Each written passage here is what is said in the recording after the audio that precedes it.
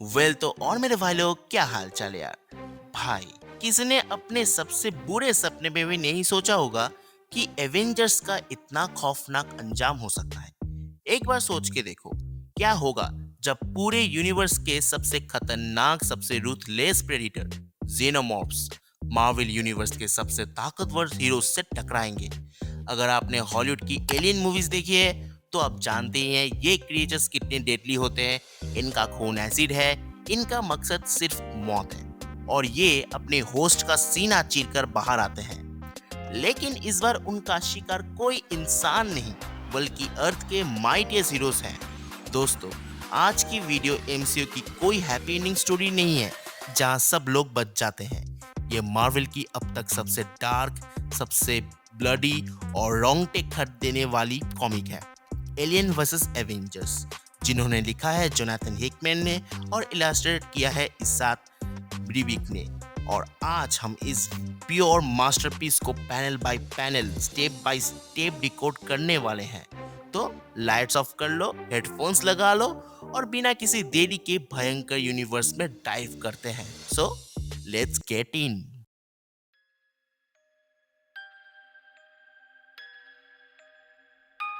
तो कहानी शुरू होती है एक ऑल्टरनेट यूनिवर्स से, जिसे अर्थ 5242 कहा जाता है।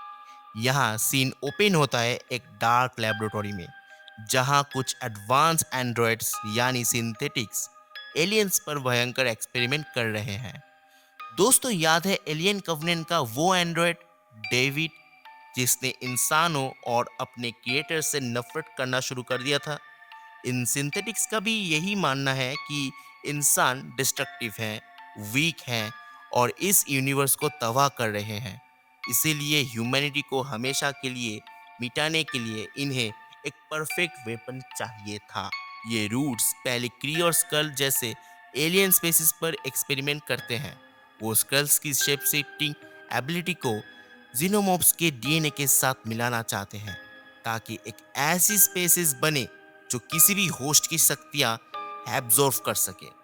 और अपने इविल मास्टर प्लान को अंजाम देने के लिए वो चुनते हैं हमारी अर्थ को। वो डीप स्पेस से अर्थ की तरफ प्रॉप्स लॉन्च करते हैं और उन प्रॉप्स के अंदर क्या था? 4 एलियन क्वींस के अंडे और 12 हेवीली इन्फेक्टेड होस्ट।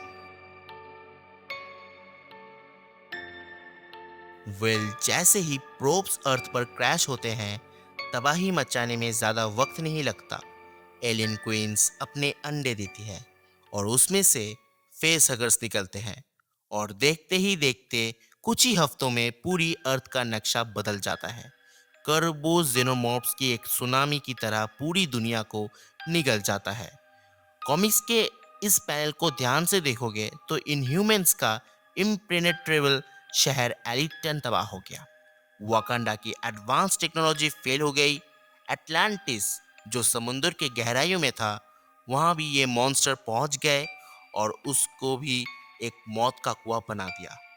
म्यूटेंट्स को जब एहसास हुआ कि अर्थ अब बचाने के लायक नहीं है, तो वो अपना घर छोड़कर मार्स पर चले गए। सिर्फ पहला म्यूटेंट एपोक्लिप्स वहां लड़ रहा है अपने के लिए। वो जानता है कि जेनोमॉर्फ्स के साथ लड़ना उसके लिए बहुत बड़ी कंपैटिबल फाइट था, तो वो रुकता है। पर उसका क्या होगा किसी को नहीं पता। अर्थ अब सिर्फ जेनोमॉर्फ्स का ब्रीडिंग ग्राउंड बन चुकी थी।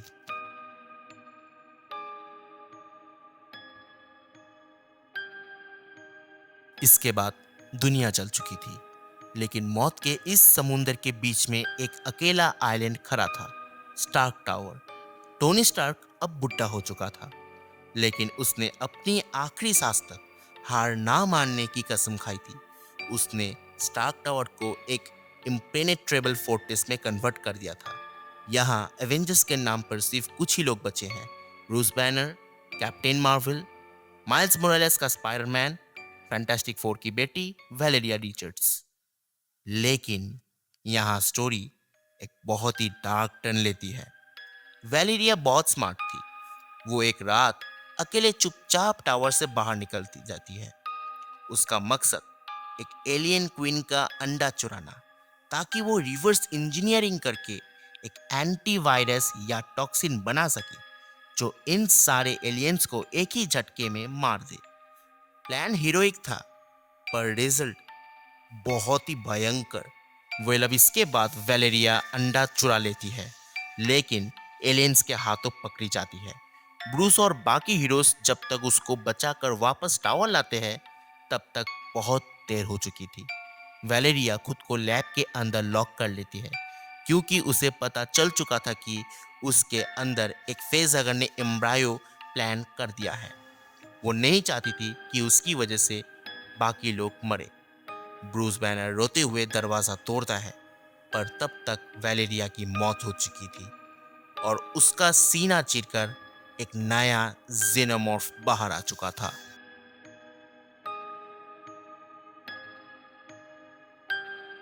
लेकिन इसके बाद शौक यहाँ खत्म नहीं होता। वेलेरिया जो अंडा चुरा कर लाई थी, उसमें से अचानक एक और फेसहगर निकलता है और सीधा माइल्स मोरालेस के मुंह में चिपक जाता है। टेंशन पीक पर आ जाती है। सबको लगता है कि माइल्स की भी मौत तय है, लेकिन यहाँ कॉमिक में हमें एक एब्सोल्यूट माइंड ब्लोइंग ट्विस्ट देती है। माइल्स ने उस वक्त पहना हुआ ब्लैक सिम्बायोट सूट वेनम, और वेनम एक एक्सट्रीमली क्लिंटर पैरासाइट है। उसे ये बिल्कुल पसंद नहीं है कि कोई और एलियन उसके होस्ट के अंदर घुसे। वेनम इंटरनली रिएक्ट करता है। वो उस फेसहगर के एम्ब्रायो के घेर लेता है, उसको एब्जॉर्व करता है और कंप्लीटली न्यूट्रलाइज कर देता है। वेनम बेसिकली उस जेनोमॉर्फ को अपना कैदी बना लेता है। ये एक एपिक सर्वाइवल मोमेंट था, लेकिन टोनी स्टार्क जानता था कि अब टावर में रुकना अब सेफ नहीं है।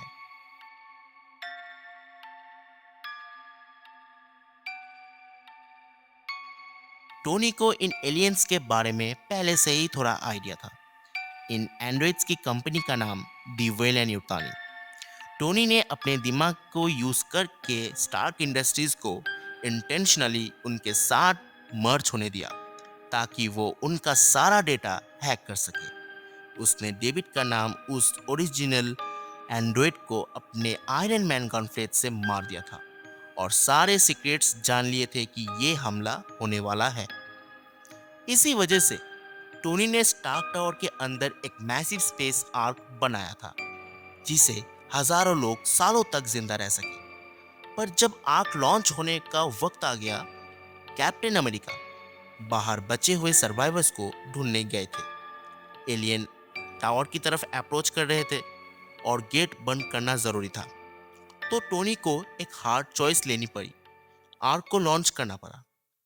लेकिन ब्रूस बैनर, जिसने हमेशा अपने अंदर के हल्क को कोसते हुए जिंदगी बिताई थी, उसने कहा, अगर मैं कैप्टन को छोड़कर गया तो मैं सच में एक जानवर बन जाऊंगा।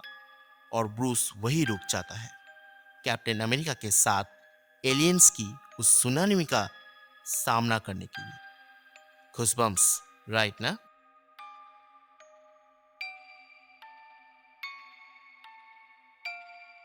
वेल, अब इसके बाद टोनी और बचे हुए सर्वाइवर्स का शिप अर्थ से निकल तो जाता है, पर उसमें खराबी आ जाती है।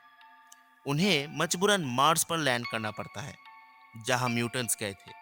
उन्हें लगा वहां उन्हें रिफ्यूजी मिलेगा, पर दोस्तों, मार्स अब स्वर्ग नहीं, नरक बन चुका था। वहां राज कर रहा था दी सिनिस्टर, एक पागल genetic scientist mutant. Mister sinister इसी अपॉर्चुनिटी का वेट कर रहा था। उसने क्या किया? उसने फेस हगर्स को अपने खुद के क्लोन्स और म्यूटेंट्स पर छोड़ दिया। टोनी की आंख में भयंकर मैसेक्री शुरू हो गया। लड़ाई इतनी डेंजरस थी कि कैप्टन मार्वल एक एलियन को मारती है, और उस एलियन का एसिड ब्लड उसके चेहरे पर गिर जाता है, जिससे उसका आधा फेस बुरी तरीके से जल जाती है।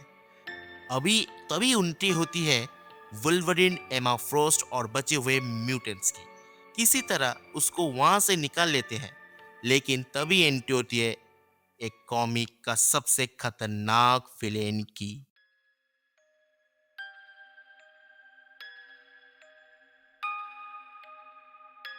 अब इसके बाद मिस्टर सिनिस्टर ने अपनी पूरी बाकी म्यूटेंट्स की पावर को जेनोमॉर्फ के डीएनए के साथ कंबाइन करके अल्फा रेड यानी कि एक जेनोमॉर्फ बना लिया था।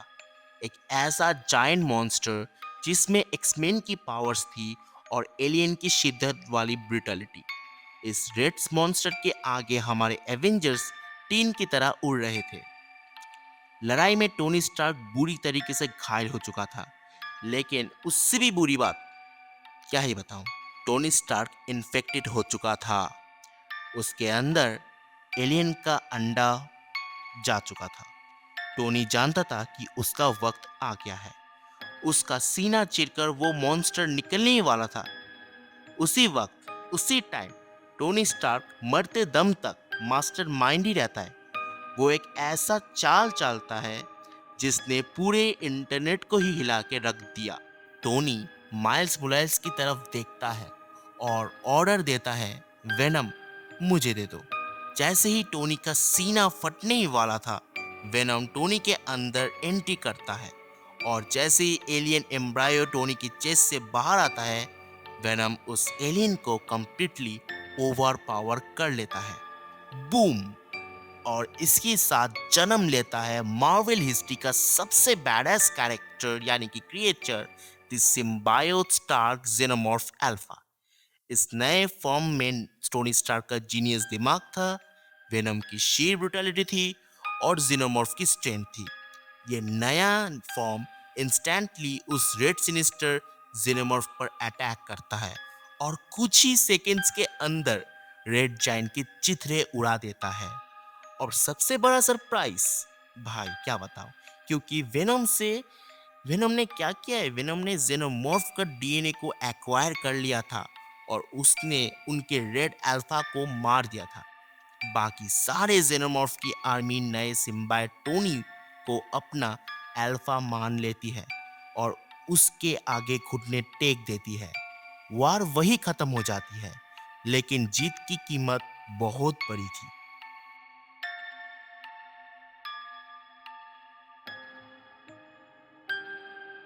और तब उसके बाद टोनी स्टार्क की बॉडी ट्रांसफॉर्मेशन और डैमेज को झेल नहीं पाता और तभी उसकी मौत हो जाती है। पर मरने से पहले उसने एक होलोग्राफिक मैसेज रिकॉर्ड किया था, मैं जानता था कि मैं मरने वाला हूँ, लेकिन मरने से पहले मैंने रास्ता साफ कर दिया है। अब मेरी इन मारे गए मासूमों की और इस ह्यूमैनिटी की बदला लेने की बारी अब तुम्हारी है। और ठीक उसी वक्त आसमान में एक चमत्कार होता है। वकांडा का स्पेस फ्लीट्स, जो डीप स्पेस में एक टाइम डिलेशन के कारण सालों बाद वापस लौट रही है, वो आ जाते हैं। वो स्पेस से उन इंजीनियर्स की एडवांस टेक चुरा कर लाए हैं जिन्होंने इन एलियंस को बनाया था। वकांडांस और बचे हुए एवेंजर्स के पास अब वो टेक्नोलॉजी थी जिससे इन एलियंस को रूट से मिटाए जा सके। कॉमिक की एंड एक एपिक क्लिफ हैंगर पर होता है, अब एवेंजर्स भागेंगे नहीं, अब एवेंजर्स शिकार करेंगे।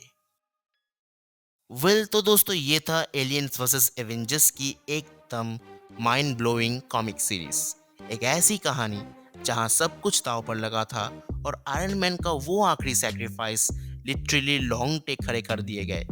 अगर आपको इसी स्टोरी टेलिंग में मज़ा आया और लगता है कि मैंने एक एक पैनल के इमोशन को सही से डिलीवर किया है, तो इस वीडियो पर लाइक ठोक दो। अगर आप चाहते हो कि मैं ऐसे ही और भी वीडियोस लेके आऊँ, तो चैनल को भी सब्सक्राइब कर दो। और जाने से पहले मुझे कमेंट्स में इस सवाल का जवाब देकर जाना, अगर टोनी स्टार्क की जगह हल्क इन्फेक्ट होता तो क्या वो वेनम उसको कंट्रोल कर पाता? मुझे नहीं पता, लेकिन आपको तो ज़रूर इसको आंसर करना ही पड़ेगा। अपने थॉट्स मुझे नीचे कमेंट सेक्शन में बता दो। मैं मिलता हूँ किसी और टॉपिक के साथ, किसी और धमाकेदार स्टोरी में। तब तक के लिए stay safe, keep reading, stay awesome and peace out.